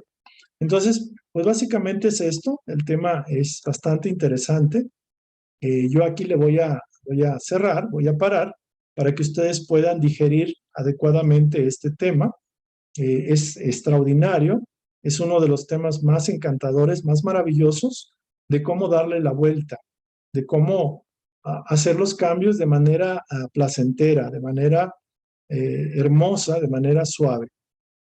Para mí ha sido privilegio resumir esta enseñanza porque no es mía, es una información que está en varios libros, en varias fuentes, y lo único que he tratado de hacer, pues básicamente es concentrar, es resumir, es darle una interpretación más útil, más práctica. De hecho, yo les quiero compartir, por ejemplo, que yo hice mi lista de puntos, llené los cuestionarios, encontré algunas creencias cerradas o creencias que no son del todo lo mejor y ya estoy trabajando. Y me doy cuenta que también hice mi lista de afirmaciones y esa lista pues la tengo como 5 días que la he estado practicando y me doy cuenta que me ha movido todo. Y una manera de ver que esto está funcionando al principio fue complicado. Por ejemplo, tengo la costumbre de empezar a usar los vasos de mi cocina, de los platos, y no los lavo, o sea, no, los dejo ahí, se van acumulando. Y en la semana digo, wow, ¿cómo es posible que no tenga ningún plato, ningún vaso, ninguna cuchara limpia para poder seguir comiendo o tomando agua o lo que sea? Y yo digo, bueno, ¿pero por qué? Y me doy cuenta solo cuando veo que ya no tengo una sola cuchara, un solo plato, un solo vaso limpio. Yo digo, bueno, pero ¿por qué? ¿De dónde viene esta creencia o esta forma de ser? Yo sé que hay personas que son muy pulcras, muy limpias, y conforme usan el plato, vaso, lo que sea, lo lavan y lo dejan a secarse, a escurrirse. Y yo digo, yo no, ¿pero por qué? Y me di cuenta de que ese patrón lo adquirí, digámoslo así, en mi familia, no porque mi familia fuera así, pero de mis hermanos ninguno lavaba sus platos, ni sus vasos, ni sus cucharas. Y era nuestra madre que se juntaba todo en una, una, diríamos, una cubeta o un recipiente grande de todo lo que ensuciamos en el día, y ella lo tenía que lavar. Entonces me di cuenta de que ese hábito tradicional, ese hábito de la familia, lo estaba replicando de manera inconsciente. Y la verdad que no es fácil, porque yo digo, me voy a comprometer a lavar mi plato, mi cuchara, pero por lo que quieran ustedes, empiezo a comer, a tomar y todo, y en automático el plato o el vaso lo dejo ahí en el fregadero y no lo lavo y me enfoco a otra cosa y siempre encuentro motivo por el cual distraerme. Y yo digo, wow, esto es algo que para ustedes puede ser no tan complicado, se puede resolver, pero es un hábito. Y yo dije, pues voy a empezar con esto. Entonces ahorita le estoy ganando terreno. Es un ejemplo muy sencillo, pero así como ese hábito puede ser un hábito, puede ser un impulso que no me lo quito, puede ser una grabación, un apego, puede ser una fijación, puede ser algo que controla mi comportamiento y que me doy cuenta que no es lo mejor. Puede ser el hábito del alcohol, del tabaco, el hábito, digamos, de salir a jugar, a apostar, eh, el hábito de pedir prestado y no pagar, el hábito de gastar y después no saber en dónde gasté. Y puede haber muchos hábitos. Entonces, esto es muy interesante porque yo cuando empecé con esto, hice mi lista de afirmaciones y dije, bueno, yo soy una persona responsable, concientizo que es bueno, por ejemplo, lavar mis recipientes para tenerlos limpios para la siguiente. Y a nivel, digamos, consciente puedo inclusive guardar todos los recipientes y dejar 2 o 3 platos, 3 cucharas, 3 tenedores y todo, y darme cuenta de que es lo único que cuento para mi propio servicio, digámoslo así. Entonces, por el lado consciente puedo poner candados y por el lado subconsciente, por el lado, digamos de la reprogramación, voy a hacer afirmaciones, voy a visualizarme y me voy a buscar la forma de encontrar como un mecanismo para acordarme. Por ejemplo, si estoy con el plato, la cuchara, puedo tocar con la cuchara el plato o el vaso y o sea, ese hábito me va a recordar que lo tengo que lavar como de lugar. O sea, que no hay pretexto de dejarlo para después. Entonces, yo he hecho afirmaciones en otro nivel mayor, que eso ya es muy personal. He hecho afirmaciones, llevo 4 días haciendo afirmaciones en la mañana y en la noche, algunas veces a mediodía cuando tengo oportunidad, y me doy cuenta que mis sueños empiezan a cambiar. Es decir, a través de la afirmación, de la meditación, de reforzar una creencia, así sea con la palabra, las afirmaciones, y la visualización, estoy impactando al subconsciente y estoy encontrando que mis sueños son muy diferentes a los sueños que tenía antes de hacer estas actividades. Es decir, estoy empezando a interactuar mi consciente con mi subconsciente y mi subconsciente en sueños me devuelve información. He tenido sueños muy interesantes, sueños, creo yo, simbólicos. Y esto se va a empezar a dar cuando uno empiece a tomar el poder de uno mismo, a conocerse a sí mismo, empezar a utilizar las diferentes técnicas o recursos que aquí se sugieren. Y la verdad que todo está en la mente, todo está en uno y uno puede cambiar la realidad. Ustedes dirán que es muy pequeño el cambiar la realidad de un hábito tan sencillo como este, tener tu cuarto ordenado o limpiar o no permitir que se llene de desorden o de polvo, por ejemplo. Y eso puede ser pequeño, pero ese es el inicio de un cambio mayor. ¿Por qué? Porque el subconsciente también te va a poner a prueba. El subconsciente es algo que no es que le tengas, que le digas y que lo que le digas te lo crea. El subconsciente escanea tu intención sincera de esforzarte. Digámoslo así, en algunas filosofías se dice, pídele al universo y el universo te va a dar. Y es cierto, pero es cierto que te va a dar no lo que estés pidiendo, sino lo que necesitas concientizar. Es decir, uno puede pedir tener suficiente dinero, tener un trabajo maravilloso, no hacer nada y ganar, tener una pareja hermosa que te sirva y que te dé cariñitos, y puedes querer lo que tú quieras. pero tienes que ser merecedor. Y el ser merecedor es que podemos decir que ya lo somos. Por ejemplo, yo soy merecedor de la riqueza. Yo lo que necesito, la divina provisión me lo da en su momento, en el lugar donde esté. Es una afirmación. Yo soy merecedor de amar y ser amado, por ejemplo, para aquellos que viven solos, que no encuentran su pareja. Y puede haber muchas causas de por qué la soledad y todo eso, pero una afirmación es el principio. Entonces yo soy ordenado con mis cosas. Entonces dice al universo, ah, sí, el subconsciente, al universo, o Dios, o como sea, dice sí. Ah, ok, eres ordenado. Y si no ve que hay un cambio real en los hechos, el universo no te va a seguir apoyando. ¿Por qué? Porque es como desperdiciar la energía y ponérsela mejor a otra persona, alguien que haga mejor uso de ella. No significa que no vas a recibir ayuda, pero dicen por ahí, ayúdate, que yo te ayudaré. O sea, primero da unos pasos donde se esté demostrando, donde la intención quede en evidencia. ¿Por qué? Porque tú podrás decirle lo que quieras a tu papá, a tu esposa, a tu esposo, a quien tú quieras, a ti mismo inclusive. Pero el subconsciente no nada más oye eso, sino que el subconsciente interpreta la verdadera intención de lo que estás haciendo. El esfuerzo, en pocas palabras, la energía, la vibración, la voluntad que tú aplicas para lograr tu objetivo. Y la verdad que cuando ya lo convences, las cosas se dan muy fácilmente. Las cosas se dan con una velocidad y con una rapidez tremenda. Pareciera que el universo se pone para ayudarte, para servirte. Y este es un principio muy bueno y un principio elemental de la realización, del poder de manifestación del ser humano. Entonces, pues aquí le dejamos. Les pido que esta charla, esta sesión, la vean por partes, tomen nota, hagan cambios aunque sean pequeños y van a ver la gran diferencia entre hacer algo y no hacer nada. Entonces, gracias por su atención. Nos veremos en la próxima sesión. Muy gentil de poner su atención en este humilde material y esperemos que les sea útil. Les agradezco y nos vemos para la próxima.